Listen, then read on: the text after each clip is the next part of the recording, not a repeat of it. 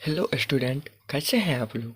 मैं आशा करता हूँ कि आप लोग मज़े में होंगे और अपने एग्ज़ाम की तैयारी करने में लगे होंगे। आज मैं आया हूँ आप लोगों के बीच मैथ के VBA ऑब्जेक्टिव क्वेश्चन लेकर, जो कि चलते हैं क्वेश्चन की तरफ। तो चलते हैं, देखते हैं फर्स्ट नंबर क्वेश्चन क्या कर रहा है। फर्स्ट नंबर क्वेश्चन कह रहा है, दो संख्याओं का मौसा 27 एवं लौसा 162 है। यदि उनमें से एक संख्या 54 है तो दूसरी संख्या क्या होगा। यदि आप लोगों को ये फार्मूला पता है तो फार्मूले पे बिठाइए। इसका फार्मूला होता है पहली संख्या गुने दूसरी संख्या बराबर मौसा गुने लौसा, सॉरी लौसा गुने मौसा, लौसा गुने मौसा होता है। तो इसमें देखिए क्या क्या दिया हुआ है, एकदम बारीकी से समझिए हर चीज़ को, जो आपको एग्जाम में कन्फ्यूजन ना हो। इसमें देखिए एक संख्या दिया हुआ है, तो दूसरी संख्या हमें बोला है निकालने के लिए, तो दूसरी संख्या बराबर हो जाएगा, दूसरी संख्या बराबर हो जाएगा लौ सौ गुन्ने मौ सौ बट्टा पहली संख्या, पहली संख्या हो जाएगा। तो इसमें देखिए लौ सौ कितना दिया हुआ है 162 गुन्ने और मौ सौ 27 और पहली संख्या दिया हुआ है 54 दिया हुआ है। तो देखिए इसको काटिए, 27 दूनी 54, 27 दूनी 54 और ये आ गया 62, 162 है तो इसको 2 से काटिए, 80 दूना 160 81। इसका हमारा फाइनल आंसर आ रहा है 81। ये 9 गलत है, इसका फाइनल आंसर होगा 81। चलिए तो दूसरे नंबर प्रश्न को देखते हैं। दूसरे नंबर प्रश्न है, दूसरे नंबर प्रश्न बोल रहा है जो संख्याएं 12, 15 एवं 21 का मौसा क्या होगा। तो देखिए इसका अभाज्य गुणनखंड विधि से देखिए, 12 का अभाज्य गुणनखंड विधि करेंगे तो देखिए 12 का करेंगे तो कितना हो जाएगा 2 गुने 2, 2 दूना 4 या 12, ये आ गया। और उसके बाद 15 है, 15 को करेंगे तो आ जाएगा 3 पंचे 15, अभाज्य गुणनखंड करेंगे तो 21 है, 3 सत्ते 21 आ गया। इसमें देखेंगे कॉमन, सब में कौन सा कॉमन है। इसमें देखिए सब में है ना 3, इसमें सब में कॉमन है, तो इसका फाइनल आंसर आ जाएगा 3। चलिए तो तीसरे नंबर प्रश्न पे चलते हैं। तीसरे नंबर प्रश्न क्या कर रहा है, तीसरे नंबर प्रश्न क्या कर रहा है, किसी भी धनात्मक पूर्णांक q के लिए प्रत्येक धनात्मक का विषम पूर्णांक का रूप होता है। तो इसका आंसर आ जाएगा 6q + 1। इसका आंसर सही, इसका राइट आंसर सही हो जाएगा, इसका राइट आंसर सी होगा, इसका राइट आंसर सी होगा। चलिए तो चौथा नंबर प्रश्न पे चलते हैं। चौथा नंबर प्रश्न है, प्रत्येक परमय संख्या होती है। ए ऑप्शन है एक प्राकृतिक संख्या, ए है एक पूर्ण संख्या, और बी है एक पूर्ण संख्या, सी है एक पूर्णांक संख्या, डी है एक वास्तविक संख्या। तो प्रत्येक परमय संख्या एक पूर्णांक संख्या होता है, ये आप लोगों को पता होना चाहिए। ये प्रत्येक परमय संख्या एक पूर्णांक संख्या होता है, तो इसका करेक्ट ऑप्शन हो जाएगा सी, इसका राइट आंसर सी हो जाएगा। इसमें आप लोगों को कन्फ्यूजन नहीं होना चाहिए, इसका करेक्ट आंसर सी हो जाना चाहिए। और ये 5 नंबर प्रश्न है, 22/7 है, परमय संख्या बी है और परमय संख्या सी है, पूर्णांक संख्या और डी है, इनमें से कोई नहीं। तो इसको 22/7 को हम भाग विधि से निकाल के देखेंगे जो क्या होता है। यदि भाग विधि से निकाल के हम देखते हैं तो क्या होता है, देखिए भाग विधि से निकाल के देख लेते हैं। भाग दीजिए 22 में, और देखिए 22 में भाग दीजिएगा तो कितना आएगा, 7 या 21, 3, एक बच गया एक वो पॉइंट बैठेगा तो आ जाएगा 0। तो 7 एकम 7, 7 एकम 7, ये 7 एकम 7 आया तो इसमें 3 हुआ, 1 फिर आ गया 0, 7 चौका 28, 4 आ गया, फिर आया 2, 0, 7 किसने 7 दूनी 14, फिर आ गया 6, 2 हो गया, 7 दूनी 14 फिर 4, 7 8 56, 8 आ गया, फिर आ गया कितना 4, फिर 0, 7 पंचे 35, 5, देखिए 7 पंचे 35, 5 आ गया, और फिर कितना आ गया 5, 7 7 49, 7 आ गया, कितना 1 0, फिर कितना आ गया 7 7 49, 7 एकम 7, 1। देखिए ये जो है ये फिर से एक रिपीट होने लगा, फिर से एक रिपीट होने लगा, ये जो है फिर से एक रिपीट होने लगा, ये जो है अशांत है, अशांत है और पुनः आवृत्ति है। अशांत तो है ये है और आवृत्ति है। जो अशांत और आवृत्ति होगा वह संख्या कहलाता है परमेय संख्या। ये मैं आप लोगों को चेक करने की विधि बताया है। यदि आई होप आप लोगों को आशा करता हूँ कि ये विधि आप लोगों को आज से ये प्रश्न कहीं भी आप गलती नहीं करेंगे।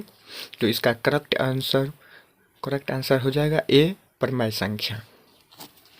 जो अशांत एवं आवृत्ति बार बार पुनः रिपीट करता रहे वही संख्या आएगा, तो वो परमेय संख्या। और 6 नंबर प्रश्न पे चलते हैं। तो 6 नंबर प्रश्न क्या कर रहा है, द्विघात बहुपद के शून्यकों की संख्या होती है। तो द्विघात बहुपद, आप लोगों को द्विघात बहुपद का समीकरण पता होना चाहिए। इसका होता है A X square plus B X plus C equal to 0 होता है। 0 होता है तो इसमें पूछ रहा है द्विघात बहुपद के शून्यकों की संख्या कितनी होनी चाहिए। द्विघात नामे से सिंपल है। देखिए द्विघात x के पावर 2 है, द्विघात यहाँ भी द्विघात, तो द्विघात बहुपद की संख्या नामे से सिंपल है, तो इसका द्विघात बहुपद का होगा शून्यक, द्विघात बहुपद का शून्यक 2 होगा।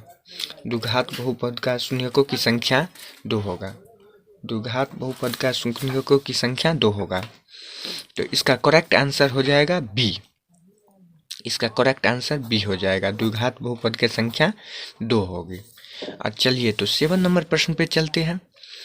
7 नंबर प्रश्न बोल रहा है निम्नलिखित में कौन बहुपद नहीं है। तो ए है 2/3x प्लस 1, बी है 2 minus x square plus 3x, और सी है 1/x माइनस 1, और सी है डी है x3। तो इसका करेक्ट आंसर हो जाएगा सी। इसका करेक्ट आंसर सी हो जाएगा, इसमें से ये बहुपद नहीं है। मैं आशा करता हूँ कि आप लोगों को यहाँ तक क्वेश्चन समझ। तो चलिए तो 8वें नंबर क्वेश्चन पे चलते हैं।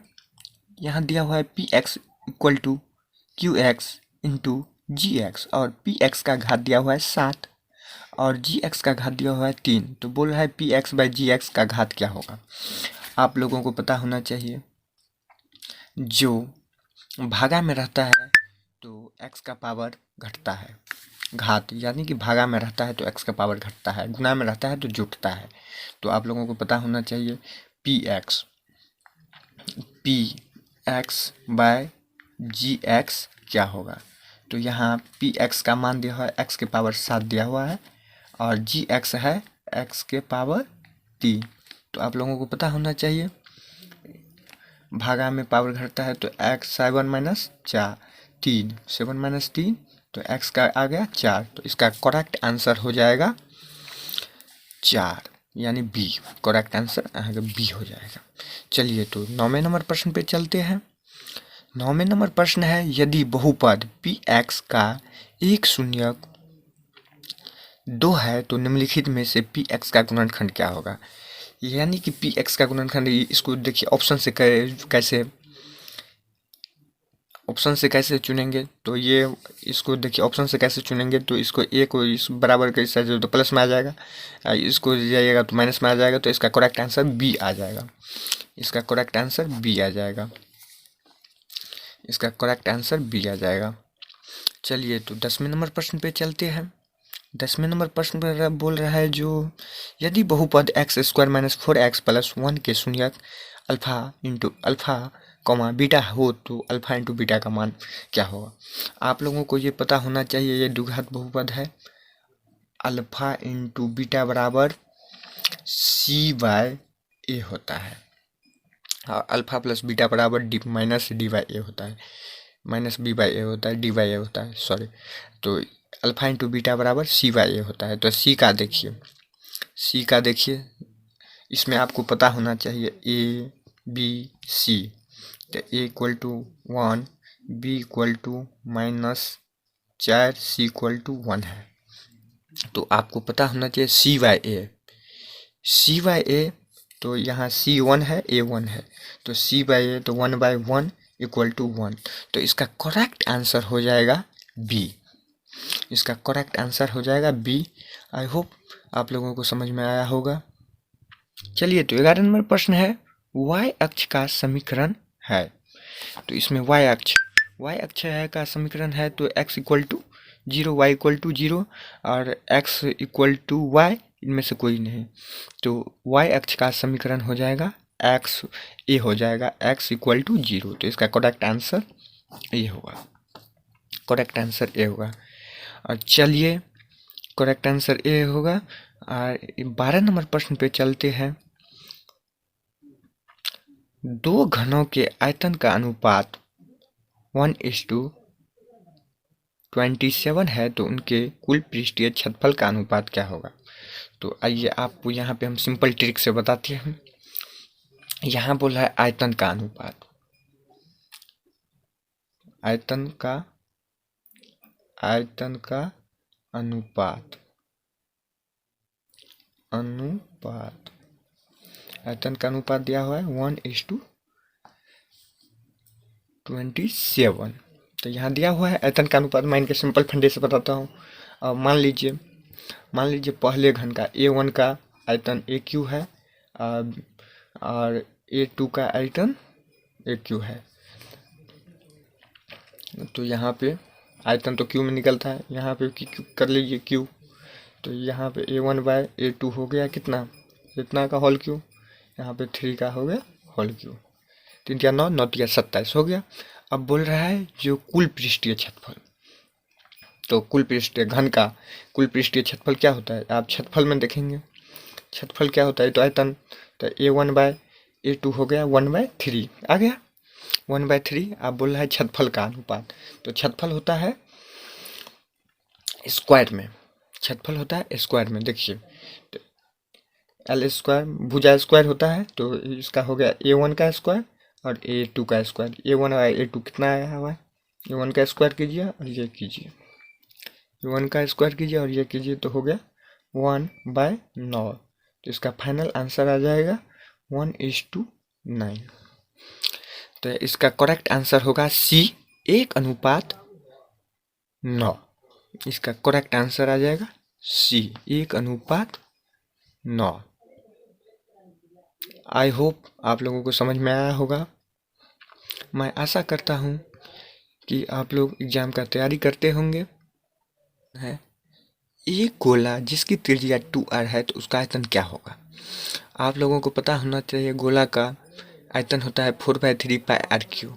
यहाँ की त्रिज्या यानी कि r दिया हुआ है, 2r, तो इसको हम आयतन पे बैठाए हैं। तो यहाँ 4/3 पाई r3 2r हो गया।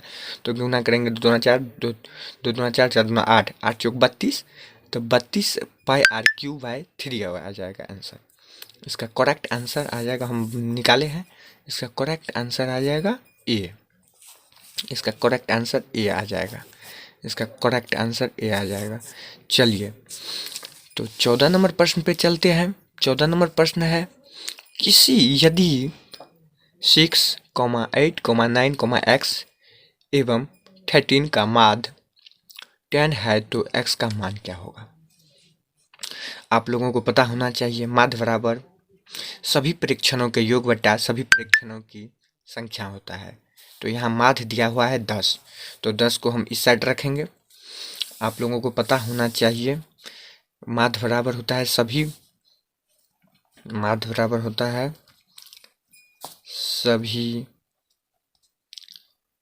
परीक्षणों का योग बटा सभी परीक्षणों की संख्या। सभी परीक्षणों की संख्या आप लोगों को पता होना चाहिए। यहाँ पे माध्य दिया हुआ है 10, और ये हो गया 1 2, यहाँ 8 6 14 14 14 14 14 14 6 20 20 3 23 23 23 23 8 10 33 36। यहाँ हो गया x प्लस 36, जोड़ दिए x प्लस 36, और यहाँ संख्या कितना होगा 2 2 4 1 5, 5 हो गया। यहाँ पे क्रॉस गुना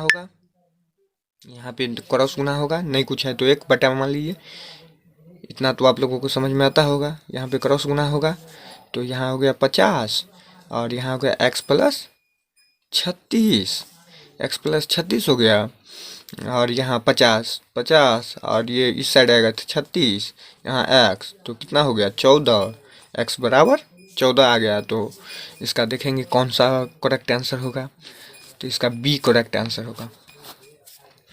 चलिए तो 15 नंबर प्रश्न में चलते हैं। 15 नंबर प्रश्न है 15 6 16 8 22 21 9 18 25। तो यहाँ बोला है माध्यिका होगी। आप लोगों को पता होना चाहिए माध्यिका बराबर क्या होता है। माध्यिका बराबर होता है n+1/2। n+1/2। तो पहले इसको सजा लेंगे, पहले इसको घटते बढ़ते क्रम में सजा लेंगे, बढ़ते क्रम में पहले सजा लेंगे। यहाँ पे देखिए हम सजाए हैं, यहाँ पे सजाने के बाद देखेंगे, सजाने के बाद सजा लिए हम, यहाँ पे सजा लिए हैं, यहाँ पे हम सजा लिए हैं, और यहाँ पे गिनती करेंगे कितना है n का कितना संख्या दिया हुआ है 1 2 3 4 5 6 7 8 9 9 दिया हुआ है। तो n के जगह पर 9 इक्वल टू 1/+1/2, तो 10/1/2, तो कितना आ गया 5। और यहाँ पे सजाने के बाद हम देखेंगे 5वां नंबर संख्या हमारा कौन सा है, 1 2 3 4 5, 5 नंबर पे हमारा 16 आता है। तो इसका करेक्ट फाइनल आंसर आ जाएगा 16। फाइनल आंसर आ जाएगा 16। आई होप आप लोगों को समझ में आया होगा। यदि आप मेरे चैनल पर नए हैं तो चैनल को सब्सक्राइब करें और बेल आइकन को प्रेस करना ना भूलें, क्योंकि हम जब भी इम्पोर्टेंट क्वेश्चन के साथ आए तो आप लोग देखने ना भूलें। Thank you.